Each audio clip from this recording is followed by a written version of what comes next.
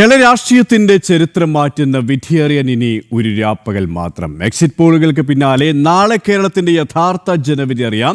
സംസ്ഥാനത്തെ 43 കേന്ദ്രങ്ങളിലായി ക്രമീകരിച്ച 140 ഹാളുകളിലാണ് വോട്ടെണ്ണൽ നടക്കുക. രാവിലെ മുതൽ ആരംഭിക്കുന്ന വോട്ടെണ്ണലിൽ ആദ്യ ഫലം 8:30 അറിയാം. എല്ലാ കേന്ദ്രങ്ങളിലും കനത്ത സുരക്ഷയാണ് ഏർപ്പെടുത്തിയിരിക്കുന്നത്. അശ്വതി, വിശദാംശങ്ങളുമായി നമ്മുടെ തിരുവനന്തപുരത്ത് നിന്നും പ്രശാന്ത് ശങ്കരമംഗലത്തൊപ്പം രേഷ്മ ബാബു, മലബാറിന്റെ വിശേഷങ്ങളുമായി മലപ്പുറത്ത് നിന്നും ശിവദാസ് കരമനം, ഒപ്പം ഡൽഹിയിൽ നിന്നും നമുക്ക് മറ്റു സംസ്ഥാനങ്ങളുടെ തെരഞ്ഞെടുപ്പ് ഫലം ചിത്രം കൂടി അറിയേണ്ടതുണ്ട്. കൃത്യമായി പറയാൻ ദിലീപ് കുറ്റിച്ചൽ കൂടിയുണ്ട്. നോക്കൂ, നമ്മുടെ പ്രതിനിധികളെല്ലാം തയ്യാറാണ്. 4 പേരും സ്മാർട്ടായിട്ട് രാവിലെ എത്തിയിട്ടുണ്ട്. നമുക്ക് പ്രശാന്തിൽ നിന്ന് തുടങ്ങാം. Prashant, good morning. ഇതാ ഇനി ഫലമറിയാൻ മണിക്കൂറുകളുടെ ആയുസ് മാത്രമാണ് മുന്നിലുള്ളത്. ആ ജിജ്ഞാസ അവസാനിക്കാൻ എത്ര മണി മുതലാണ് ആദ്യ വോട്ടെണ്ണൽ ആരംഭിക്കുക? ഏകദേശം എത്ര മണിയാകുമ്പോൾ ഒരു ഏകദേശ ചിത്രം നമുക്ക് മനസ്സിലാക്കാനും സാധിക്കും? ഒപ്പം ഒരുക്കങ്ങൾ അവസാന ഘട്ടത്തിലാണ്. എത്ര വരെ എത്തി? മറ്റു വിശദാംശങ്ങൾ കൂടി. KP, ഒരു കാര്യം കൂടി, നമ്മുടെ പ്രശാന്ത് നിൽക്കുന്ന ബാക്ക്ഗ്രൗണ്ട് ശ്രദ്ധിച്ചോ? നിയമസഭാ മന്ദിരം, ഭരണസിരാ കേന്ദ്രത്തിന് മുൻപിൽ നിന്നാണ് നമുക്ക് ഇന്ന് ലൈവ് തരുന്നത്. അതായത് 2 ദിവസം കൂടിയൊക്കെ കഴിയുമ്പോൾ നാളെ അറിയാം അവിടേക്ക് ആരൊക്കെ വലതുകാലം വെച്ച് പ്രവേശിക്കുമെന്ന്. വിജയസ്മിതത്തോടെ ആ നിയമസഭയിലേക്ക് ആരൊക്കെ പോകുമെന്ന് നമുക്ക് നാളെ അറിയാം. അതെ പ്രശാന്ത്,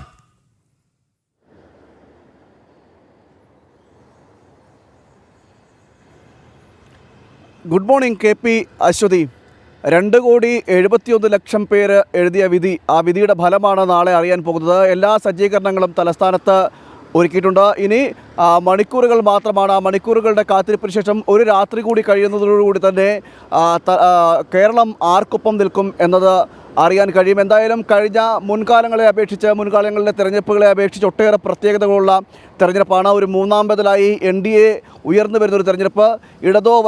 ഇടത്തേക്കോ വലതേക്കോ എന്നതടക്കമുള്ള കാര്യങ്ങളിൽ വലിയ ആശങ്ക നിലനിൽക്കുന്നൊരു തെരഞ്ഞെടുപ്പ് കൂടിയാണ്. എക്സിറ്റ് പോൾ ഫല സൂചനകളെല്ലാം, അല്ലെങ്കിൽ എക്സിറ്റ് പോൾ ഫല സർവേ എല്ലാം UDFന് അനുകൂലമായിട്ട് പറയുമ്പോൾ പോലും എങ്ങോട്ടേക്ക് ജനം വിധി എഴുതുമെന്ന കാര്യത്തിൽ ഇപ്പോഴും മുന്നണികളിലെ പലർക്കും ആശങ്ക നിലനിൽക്കുന്നൊരു തെരഞ്ഞെടുപ്പ് കൂടിയാണ്. അതിൻ്റെ ഫലം കൂടിയാണ് പുറത്തു വരുന്നത്. മറ്റൊരു കാര്യമെന്ന് പറയുന്നത്, ഈ തെരഞ്ഞെടുപ്പിനെ സംബന്ധിച്ചിടത്തോളം മുൻകാലങ്ങളെ അപേക്ഷിച്ച് 2026 തെരഞ്ഞെടുപ്പ് എന്ന് പറയുന്നത് BJPയെ സംബന്ധിച്ചിടത്തോളം, അതോടൊപ്പം തന്നെ കേരളത്തിൻ്റെ രാഷ്ട്രീയ ചരിത്രത്തിൽ തന്നെ ആ ചരിത്രം തന്നെ മാറ്റിക്കുറിക്കുന്നൊരു തെരഞ്ഞെടുപ്പ് കൂടിയാകും എന്ന കാര്യത്തിലും തർക്കമില്ല.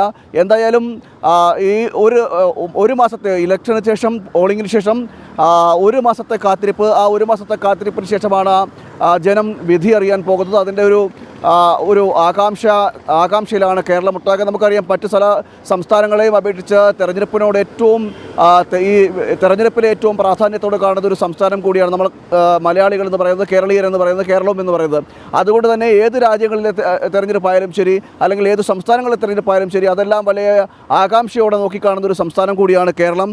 അങ്ങനെ കേരളത്തിൻ്റെ വിധിയാണ് ഇനി അറിയാൻ പോകുന്നത്.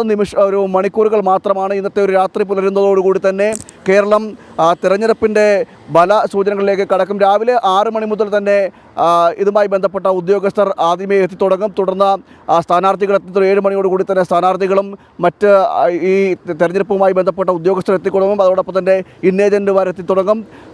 8 മണിയോടുകൂടി തന്നെയായിരിക്കും ആദ്യത്തെ പോസ്റ്റൽ ബാലറ്റ് എണ്ണിത്തുടങ്ങുന്നത്.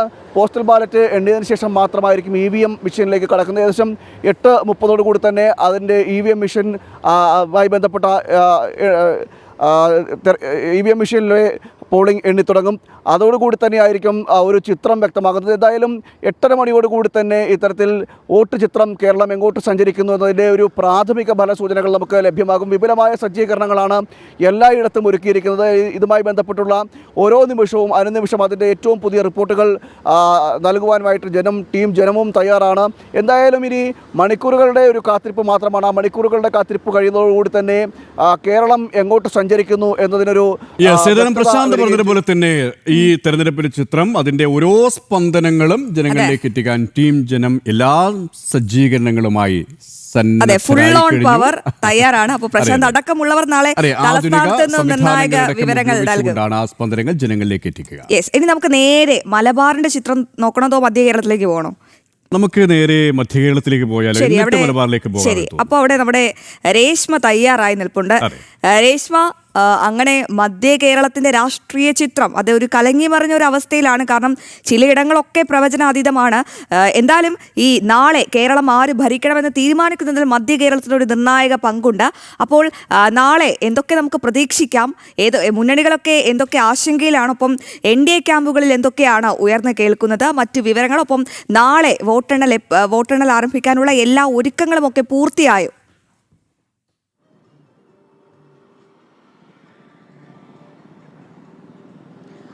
സുരേഷ്, അശ്വതി, 3 ഇടങ്ങളിലാണ് മധ്യ കേരളത്തിൽ അല്ലെങ്കിൽ എറണാകുളം ജില്ലയിൽ പ്രത്യേകിച്ച് വോട്ടെണ്ണൽ കേന്ദ്രങ്ങൾ ഉള്ളത്. അതായത് എറണാകുളം ജില്ലയിലെ 3 വോട്ടെണ്ണൽ കേന്ദ്രങ്ങൾ എന്ന് പറയുന്നത് Aluva UC college, Kalamassery CUSAT, Kothamangalam MA college, ഇവിടങ്ങളിലാണ് വോട്ടെണ്ണൽ കേന്ദ്രങ്ങൾ സ്ഥിരീകരിച്ചിട്ടുള്ളത്. അതിൽ ഈ 3 ഇടങ്ങളിലും കൃത്യമായിട്ട് അവലോകനങ്ങളും അതോടൊപ്പം തന്നെ എല്ലാ ക്രമീകരണങ്ങളും സുരക്ഷയും ശക്തമാക്കിയിട്ടുണ്ട്. നേരത്തെ അശ്വതി സൂചിപ്പിച്ചതുപോലെ തന്നെ മധ്യ കേരളത്തെ സംബന്ധിച്ച് ഏറെ പ്രതീക്ഷ പുലർത്തുന്ന ചില മണ്ഡലങ്ങളുണ്ട് NDAക്ക്.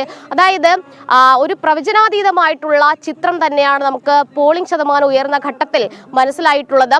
മധ്യ കേരളത്തിൽ ആദ്യം നമുക്ക് ആലപ്പുഴയെ കുറിച്ച് ഒന്ന് ചിന്തിച്ചു കഴിഞ്ഞാൽ, ആലപ്പുഴയിൽ ഏറ്റവും കൂടുതൽ അതിശക്തമായിട്ടുള്ള ത്രികോണ മത്സരം നടന്ന മണ്ഡലങ്ങളിൽ ഒന്ന് തന്നെയാണ് ഹരിപ്പാട്. അവിടെ സന്ദീപ് വചസ്പതി എന്നുള്ള അതിശക്തനായിട്ടുള്ള സ്ഥാനാർത്ഥി നിർത്തിക്കൊണ്ടാണ് NDA പോരാട്ടത്തിന് ഇറങ്ങിയത്. അതുകൊണ്ട് തന്നെ അവിടെ ഒരു 48,000 53,000 ഇതിനിടയിൽ ഉള്ള ഒരു വോട്ട് ഷെയർ അല്ലെങ്കിൽ വോട്ട് കിട്ടുമെന്നുള്ളൊരു പ്രതീക്ഷ NDAക്കുണ്ട്. കാരണം ചെന്നിത്തല പക്ഷത്തേക്ക് മുൻകാല CPM വോട്ടുകൾ ചാഞ്ഞില്ല എങ്കിൽ, അല്ലെങ്കിൽ ആ പെട്ടി ചെന്നിത്തലയുടെ പെട്ടിയിലേക്ക് വോട്ടുകൾ വീണില്ല എങ്കിൽ സ്വാഭാവികമായിട്ടും ഒരു 48,000 53,000 വോട്ടുകൾ സന്ദീപ് വചസ്പതിക്ക് ലഭിക്കും. അങ്ങനെ ഒരു അട്ടിമറി വിജയം ഹരിപ്പാട് NDA പ്രതീക്ഷിക്കുന്നുണ്ട്.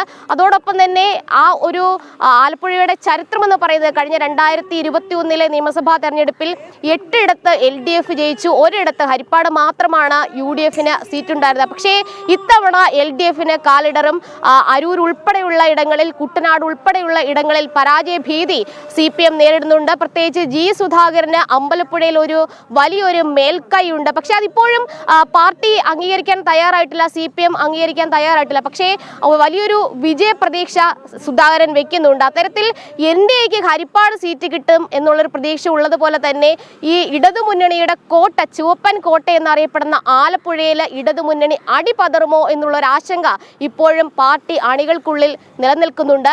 നേരെ കോട്ടയത്തേക്ക് വരികയാണെങ്കിൽ കോട്ടയം NDAക്ക് ഏറെ പ്രതീക്ഷ, അതായത് 3 ഇടത്ത് NDA സീറ്റ് പ്രതീക്ഷിക്കുന്നുണ്ട്. ഒന്ന് കാഞ്ഞിരപ്പള്ളി, അതോടൊപ്പം തന്നെ 2ാമത് പൂഞ്ഞാർ, 3ാമത് പാല. ഈ 3 ഇടങ്ങളിലും അതിശക്തമായിട്ടുള്ള ത്രികോണ മത്സരമാണ് നടന്നിട്ടുള്ളത്. അതിശക്തരായിട്ടുള്ള സ്ഥാനാർത്ഥികൾ NDAക്ക് ഉണ്ടായിരുന്നു. കാഞ്ഞിരപ്പള്ളിയിലാണെങ്കിൽ കേന്ദ്രമന്ത്രിയായിട്ടുള്ള ജോർജ് കുര്യൻ, പാലായിലാണെങ്കിൽ നമ്മുടെ ഷോൺ ജോർജ്, അതോടൊപ്പം തന്നെ പൂഞ്ഞാറിൽ PC ജോർജ്.